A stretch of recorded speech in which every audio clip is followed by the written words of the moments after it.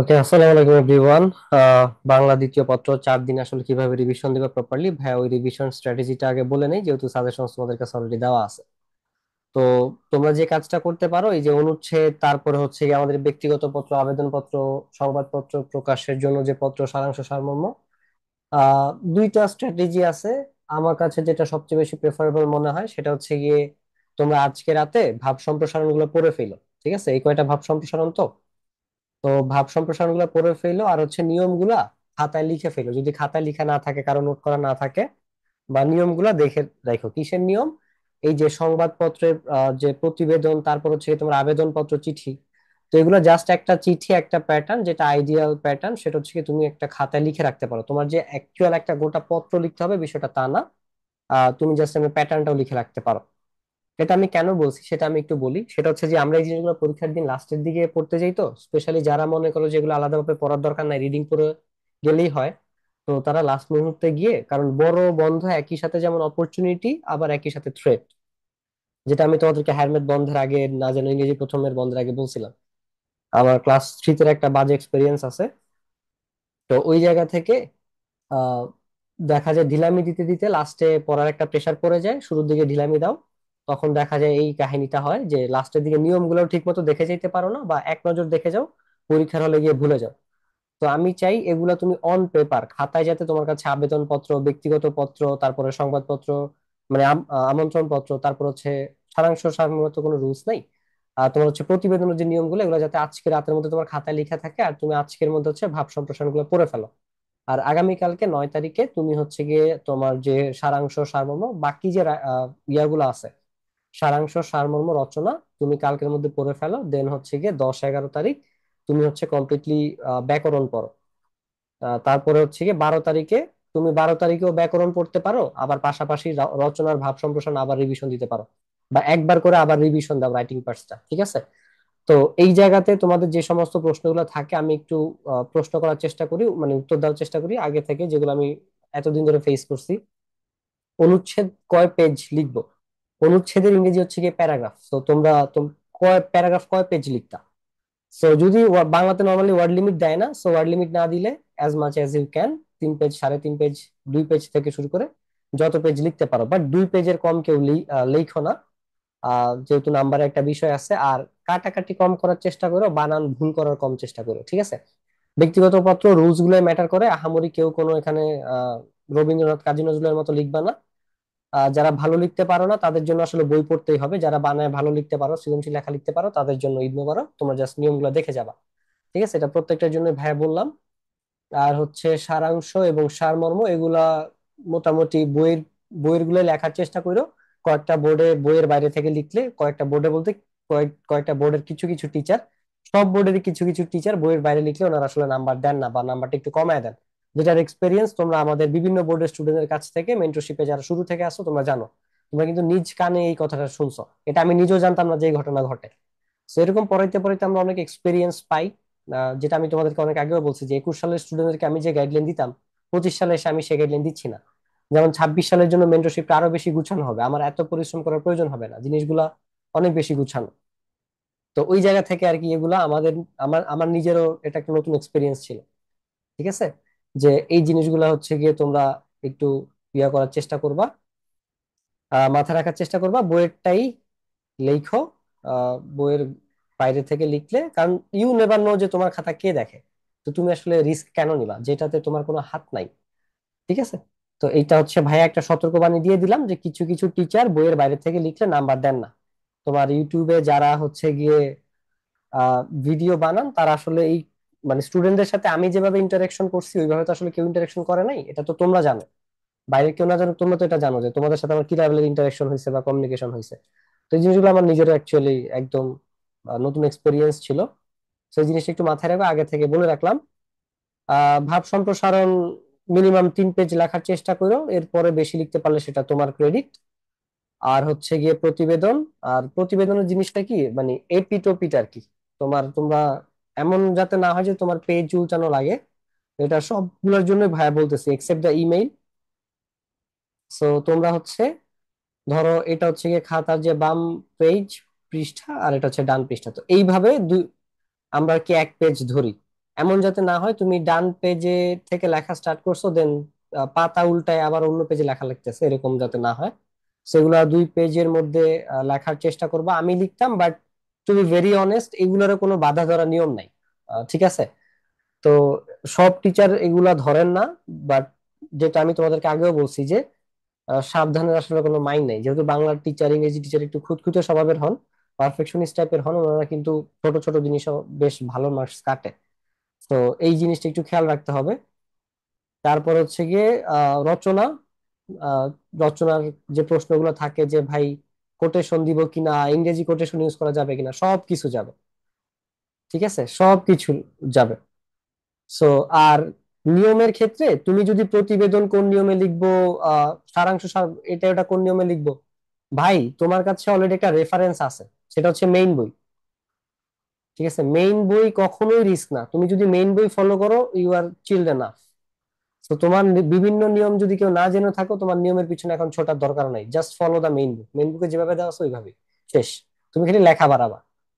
So প্রবন্ধের ক্ষেত্রে point তুমি যত লিখবা, আমি নর্মালি একটা টার্গেট দিয়ে দিই 20 পেজ, অনেকের 11 পেজ লিখতে হাঁপায় যাও, সেটা তোমার দুর্বলতা। বাট চেষ্টা করো 20 পেজ লিখার জন্য। মিনিমাম 15 পেজ লিখো, এটাই আমার তরফ থেকে একটা ইয়া থাকবে। মানে মিনিমাম 14 থেকে 15 পেজ লিখো। আর হায়েস্ট তুমি যত লিখতে পারো সেটা তোমার ক্রেডিট আসলে, হ্যাঁ। সো আমি গাইডলাইন গুলো এমন ভাবেই দেই যাতে তুমি সর্বোচ্চ মার্কস তুলতে পারো। আহ সেই হিসাবে আমি এই কথাটা বললাম। এরপরে তোমার কথাটা পছন্দ হয়েছে কি হয় নাই, আমি তার জন্য sorry, because I am not a people pleasure. যেটা তো ভাইয়াকে তো তোমাদের থেকে ভালোভাবে আর কেউ চিনে না, তাই না? যে ভাই আসলে অডিয়েন্স কি চায়। একটু আগে যে আজকেই তো বাংলাদেশ ও বিশ্ব পরিচয় পরীক্ষা দিয়ে আসছো। তো অ্যারিস্টটলের একটা কথা ছিল না যে গণতন্ত্র হচ্ছে গিয়ে মূর্খদের কি একটা ব্যবস্থা, এরকম কথা তো বলছে, মূর্খদের শাসন ব্যবস্থা এই টাইপের। যে এই টাইপে দেখা যায় অনেক অসৎ ব্যক্তি নির্বাচিত হয়ে যেতে পারে, যেটা তোমরা দেখবা এখন এইটাই বেশি চলতেছে। তো এবং অনেকে এটা সাজায় না বিভিন্ন ভাবে, অডিয়েন্স মানে জনগণের ইমোশনস কে ইয়া করে। এই জন্যই তো বিভিন্ন প্রোপাগান্ডা চলে, বা জনগণকে উস্কানো হয় বা উস্কানি দেওয়া হয়, শুধুমাত্র এই গণতন্ত্রের এই নেগেটিভ ফায়দাটা নেওয়ার জন্য। সো যেহেতু তোমার মানে আমাকে তোমাদের থেকে ভালোভাবে কেউ চিনে না, সো ভাইয়া সম্পর্কে অ্যাটলিস্ট এতটুকু তো জানো যে I am not a people pleasure. যে তোমার কি শুনতে পছন্দ, আমি সেই টাইপের কথা আসলে বলতে পছন্দ করি না। তোমার কোনটাতে ভালো হবে আমি সেই টাইপের কথা বলতে পছন্দ করি। এখন সেটা তোমার খারাপও লাগতে পারে সে, বা কিছু কিছু ক্ষেত্রে তোমার ভালো লাগতে পারে। ঠিক আছে? সো আমি তোমার ভালো মানুষ হওয়ার জন্য বা ভালো রেজাল্টের জন্য যা বলা দরকার যা করা দরকার আমি করছি। তোমার ভালো লাগানোর জন্য আমি কখনোই আমার এটা মেন উদ্দেশ্য ছিল না আসলে, হ্যাঁ। সো ওই জায়গা থেকে 20 পেজ লেখার চেষ্টা করো। যাদের যারা 20 পেজ লেখা মানে 20 পেজের বেশি যে লিখতে পারবে না তা না, লিখতে পারবা। আর যারা হচ্ছে গিয়ে এত লিখতে পারবা না, তো তোমরা মিনিমাম 14-15 পেজ লেখা ট্রাই করো আর কি। আর ওই বাংলা ইংরেজি যত উক্তি আছে লিখতে পারো, পয়েন্ট গুলো নীল কালি দিয়ে লেখো। বানান ভুল করো না, কাটাকাটি করো না, দ্যাটস দ্য থিং। আর সেম লাইন বারবার রিপিট করো না।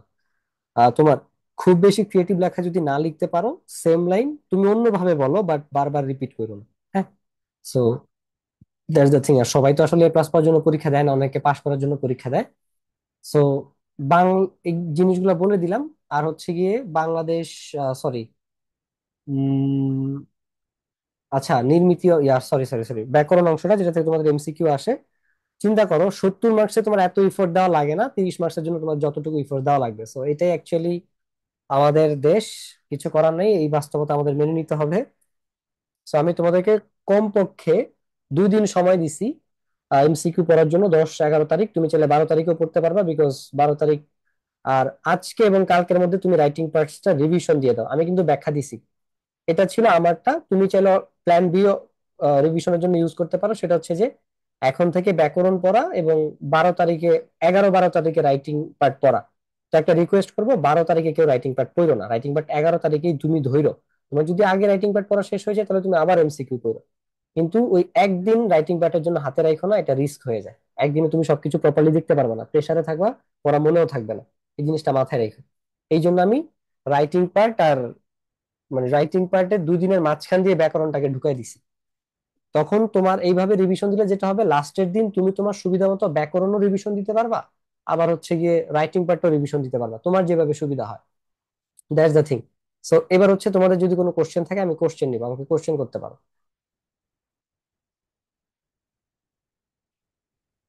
হ্যান্ড রেজ করলে আমি তোমাকে কোশ্চেন করার সুযোগ দিব।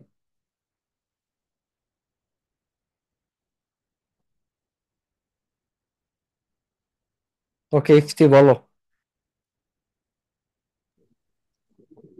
ভাইয়া ওই তাপ মানে ভাব সম্প্রসারণ, অনুচ্ছেদ, এগুলোর মধ্যে সর্বোচ্চ কত নাম্বার পাওয়া সম্ভব?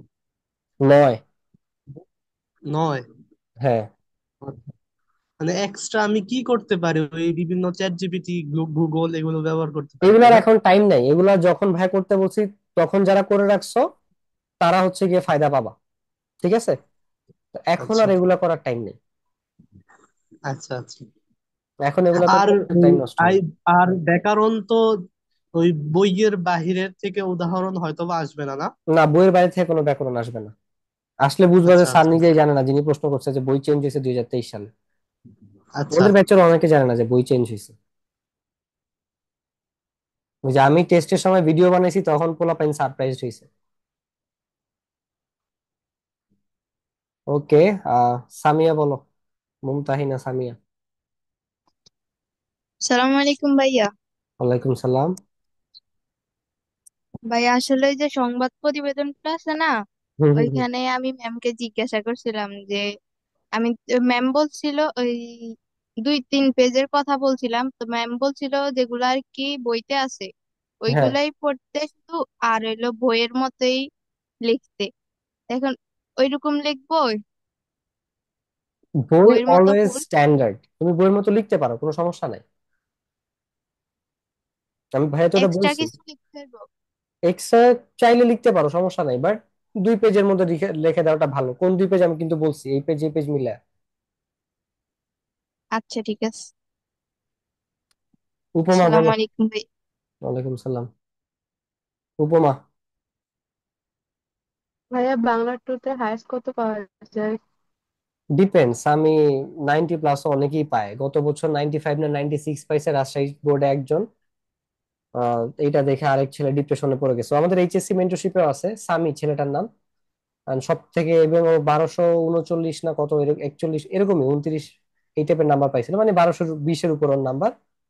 সো রাজশাহী কলেজের স্টুডেন্ট। সো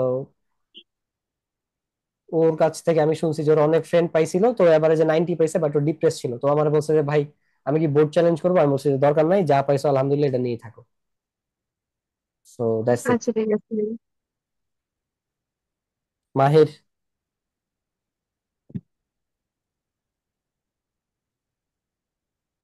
আসসালামু আলাইকুম ভাইয়া। ওয়ালাইকুম সালাম।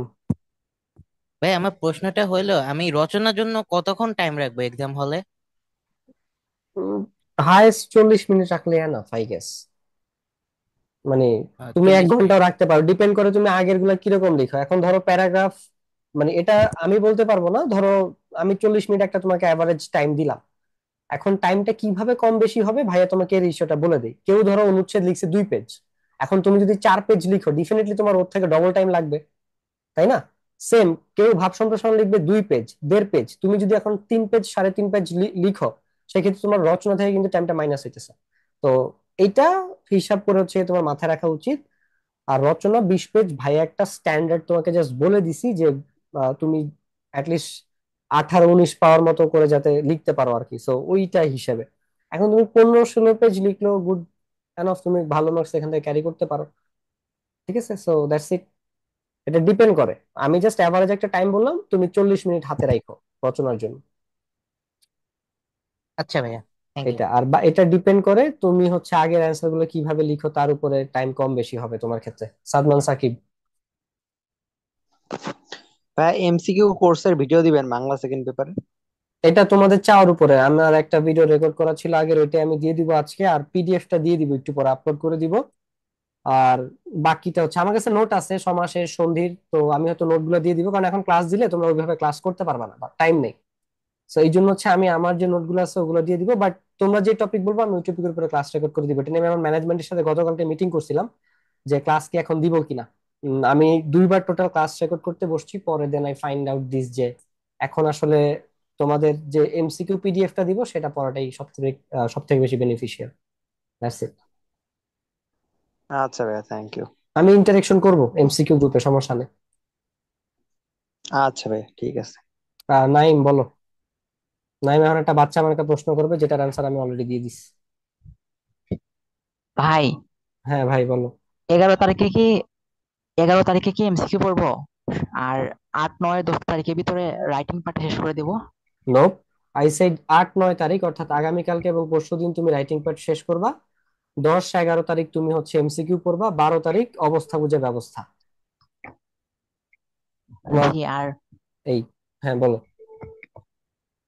অনুচ্ছেদ হাইয়েস্ট কত পেজ দিব আপনি কি বলেন? 3.5 পেজ লিখতে পারো হায়েস্ট, 3 পেজ 3.5 পেজ এরকম। চিঠি কি 1 পৃষ্ঠায় দিব, নাকি আহ, বাম এবং ডান 2 পৃষ্ঠা দেওয়া যাবে? কোনটা? চিঠি, চিঠিপত্র যে। চিঠি হয়েছে ভাইয়া যেভাবে বলছি 2 পেজের মধ্যে লেখা ট্রাই করবা। চিঠি, আবেদনপত্র, সংবাদ, এগুলা এই জিনিসগুলো কারণ এখানে রুলস গুলাই ম্যাটার করে। সো ভাইয়া যেভাবে বলছে ওইভাবে মানে 2 পেজ লিখবা, বাট 1 পেজ হিসেবে আর কি কাউন্ট, যাতে পেজ টার্ন ওভার করা না লাগে। চিঠি প্রতিবেদন পত্রের যে নিয়মটা, এই নিয়মটা কিভাবে জানবো? বই আছে, বই থেকে জানতে পারো, আমাদের পুরনো ভিডিও আছে সেখান থেকে জানতে পারো। এখন অনেকেই ভিডিও দেয় কিভাবে লিখলে 90-তে 90, সরি 100-তে 100 পাবা, 70-এ 70 পাবা, সেই ভিডিও গুলো দেখতে পারো। রাইটিং পার্ট তো বইয়ের তুমি বাইরে কি থেকে মনে আসবে করো না? খালি তুমি ভাইয়ার ফ্যান? ভাইয়ার কত ফ্যান মার্কেটে তৈরি হয়ে গেছে দেখতেছো না? জি। বলো। রাইটিং পার্ট কি বইয়ের বাইরে থেকে আসবে? মানে না, বইয়ের বাইরে থেকে গত 2-3 বছর ধরে আসতেছে না, 3-4 বছর ধরে। জি। ভাব সম্প্রসারণ তো ভাব সম্প্রসারণ তো কাট কাট কথাবার্তা থাকে। আর এখান থেকে বইয়ের বাহিরে লেখা, বইয়ের বাহিরে কি লেখলে তো মানে কথাগুলো অনেক লো কোয়ালিটির হয়ে যাবে যদি সেটা আমি তোমার হবে কারণ তুমি নিজে লাস্ট লিখে মোমেন্টে লিখি, পড়াশোনা তাহলে শুরু করছো, বাকিদের হবে না, ওরা আগে থেকে পড়তেছে, ওদের নোট করা আছে, so it will be a problem for you maybe. তাহলে কি শুধু মানে বইয়ের কথাগুলো বই তো থেকে অবশ্যই থাকবে, তুলে এখন দেবো? তুমি যদি লেখা বাড়াইতে চাও ডেফিনেটলি তোমাকে এক্সট্রা কথা লিখতে হবে। জি। তাহলে কি লেখা কি বাড়াবো নাকি? ইচ্ছা, তুমি কিরকম নাম্বার পাইতে চাও তার উপর ডিপেন্ড করে। লেখা বাড়াইলে মার্কস পাওয়া যাবে বেশি? হ্যাঁ, এটা বাংলাদেশের রুলস, অলিখিত। জি ভাই। আর রচনা কি একদম লাস্টে, মানে সবগুলো লেখা শেষ করে তারপর রচনা শুরু করব? হ্যাঁ, আর 12 তারিখে কি কি পড়বো? মানে এমসিকিউ তো 10, 11 তারিখে শেষ করে ফেলবো, আর রাইটিং হুম। তো 8, 9 তারিখে। আর তাহলে 12 তারিখ কিসের জন্য রাখবো? 12 তারিখ তুমি ঘুমাবা,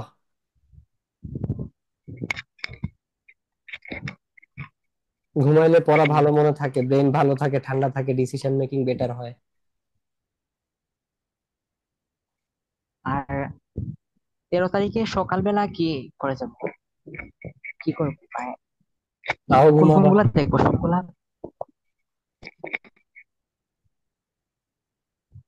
উইশ, না ভাই, তোমার তোমার যা সকালে করতে ইচ্ছে সকালে করে, তোমার যা করতে ইচ্ছা করে নাই। জি ভাই। জি ভাই। শেষ ভাই। ওকে। হুম। আহ ইফাজ বলো ভাইয়া। হ্যাঁ, 13 তারিখ সকালে মানে পরীক্ষার হলে গিয়ে কি করব? লিখবা। I got your point Ifaz, but the thing is তুমি নাইমকে মুভ করছো, ইটস ফাইন। নাইম ছেলেটা এরকমই, ও যখন আমার কাছে আসছিল অনেক হতাশ ছিল। তো সামহাও আই হোপ ও ভালো পরীক্ষা দিতেছে। বাট মানে তোমরা, নাইম কিন্তু প্রশ্ন করার আগে আমি বলছি যে নাইম এখন এমন কিছু প্রশ্ন করবে যেগুলোর উত্তর অলরেডি আমি দিয়ে দিছি, এন্ড খুবই বাচ্চা মার্কা প্রশ্ন করবে না, অ্যাকচুয়ালি ওইটাই করছে। বাট কিছু করার নাই, every individual is different. And আমি এই জন্যই একটা কথা বারবার বলি যে তোমরা তোমাদের সম্পর্কে যতটুকু জানো আমি তোমাদের সম্পর্কে তোমাদের থেকেও বেশি জানি। প্রমাণ পাইছো? জাস্ট একটা সিম্পল প্রমাণ, দ্যাটস ইট। ইফসি বলো। তাহাস, তাহাসিন ইফতি। হ্যালো ভাইয়া। হ্যাঁ ভাইয়া শুনতে পাচ্ছি। আচ্ছা ভাইয়া, আমি একটু হিসাব করে দেখলাম কি, এই আমার বাংলা ফার্স্ট পেপারে এ প্লাস পেতে এরকম 5-6 মার্কের মতো একটা গ্যাপ। So yup. আমার আসলে সেকেন্ড পেপারে যেই হোক 85-86 প্লাস উঠাইতেই হবে, না হলে এ প্লাসটা সম্ভবত মিস যাবে। তো হুম। এখন ভাইয়া আমি সবসময় পরীক্ষাতে হায়েস্ট ধরেন পাইলো 77 কিংবা 76 এরকম করে পেয়ে আসছি। ভাইয়াও 77 মানে 76 পাইছি স্কুলে তো। আমার মার একটা ইস্যু ছিল, আমার বাসায়ও বাংলা টিচারই গেছিলেন এসএসসির আগে, আমি মণিপুর স্কুলে ছিলাম। তো আমার মার ওই কোশ্চেনই ছিল, বাট আমি এভারেজে 88 করে পাইছি বাংলাতে। ঠিক আছে, so it won't a problem যে তুমি স্কুলে 77 পাইছো দেখে তুমি বোর্ডেও 77 পাবা। ঠিক আছে। আমি খুব বেশি কিছু চেঞ্জ করিনি, আমি যা লিখছি স্কুলে আমি তাই লিখছি, কারণ আমি তো মোটামুটি পড়ুয়া স্টুডেন্ট ছিলাম তখন তো। ওই জায়গা থেকে আমি খুব বেশি কিছু চেঞ্জ করিনি, আমি জানতাম আমার স্যারের নাম্বার কম দেন। আর আমার এই নাম্বারটা শুধু বাংলা ফার্স্ট পেপারে হইতো, সেকেন্ড পেপারে আমি একটু বেটার পাইতাম ফার্স্ট পেপারের তুলনায়। আর তোমার মতো সিমিলার সিচুয়েশন আমি এইচএসসি তে পড়ছিলাম, বুঝছো। বাংলা ফার্স্ট পেপারে ওই যে কাহিনী তো বলছি, নাম্বার ছাড়ছি দেন, এটার জন্য আমার বৃত্তি মিস যায়। তো দাও, ভালো মতো দাও, ভাইয়া যেভাবে বলছি লিখো, ইনশাল্লাহ ভালো করবা। প্রিপারেশনে কোনো ঘাটতি রাখো না, এটা হচ্ছে তোমার প্রথম কাজ। 2 নম্বর কাজ হচ্ছে গিয়ে পরীক্ষাটা উল্টা পাল্টা করো না। That's it. আর বাংলাতে আসলে তোমার ভাইয়া, নিয়ম ফলো করা ছাড়া এক্সট্রা কোনো কিছু করার নাই আসলে। বলো। আচ্ছা, আমি বলতে চাইছিলাম কি যে 70-এর মধ্যে মানে 60 কিভাবে রাখতে পারি? মানে সবগুলা ধরেন ঠিক মতোই দিলাম, বইয়ের ভাইয়া যা কথাগুলাই যা দিলাম। বলছি তা তা ফলো করলে তুমি 60 প্লাস পাবা। ধরো আমি তো এমসিকিউ তে মানে 29 পাইছিলাম বাংলা দ্বিতীয় পত্রে। তো আমি যদি এবারে 88ও ধরি যে বাংলা সেকেন্ডে, বা ধরো আমি বাংলা সেকেন্ডে 90 পাইছি, কেন এটা বললাম, আমার বাংলা ফার্স্টে এমসিকিউ হয়েছে 26টা, তার মানে ডেফিনেটলি আমি সেখানে তো কম পাইতে পারি। আমি যদি 90ও ধরি 29, তার মানে আমার 61 আসছে রাইটিং পার্টে। সো আমি যদি অনুচ্ছেদ 3.5 পেজ লিখি নাই, আমি লিখছি 2 পেজ বা 2 পেজের একটু বেশি। ভাব সম্প্রসারণ আমি 3 পেজ, 3 পেজের একটু বেশি লিখছি। আর এটা আমি লাস্টের দিকে শিখছিলাম আমার বাংলা টিচারের কাছ থেকে। উনি একবার মডেল টেস্টে আমাদের গার্ড দিতেছিলেন, তো বললেন মাত্র 2 পেজ লিখছস, ভাব সম্প্রসারণ মানে কি, সম্প্রসারিত ভাব আরো বেশি লিখতে হবে। এরপর থেকে আমার আর পায় গে এই আর কি। তো আমি ওই এসএসসি পরীক্ষার, এসএসসি আমাদের তো 2টা মডেল টেস্ট হয়েছে, সেকেন্ড মডেল টেস্ট আর হচ্ছে এসএসসি পরীক্ষায় জীবনে 2বারই আমি ভাব সম্প্রসারণ হচ্ছে গিয়ে 3.5 পেজ লিখছি, আর হচ্ছে ওই পুরা এইচএসসি লাইফে এই। সো ভাইয়া যেভাবে বলছি এভাবে লিখলে তুমি একটা গুড মার্কস ক্যারি করতে পারবা, আই হোপ সো, ইনশাল্লাহ।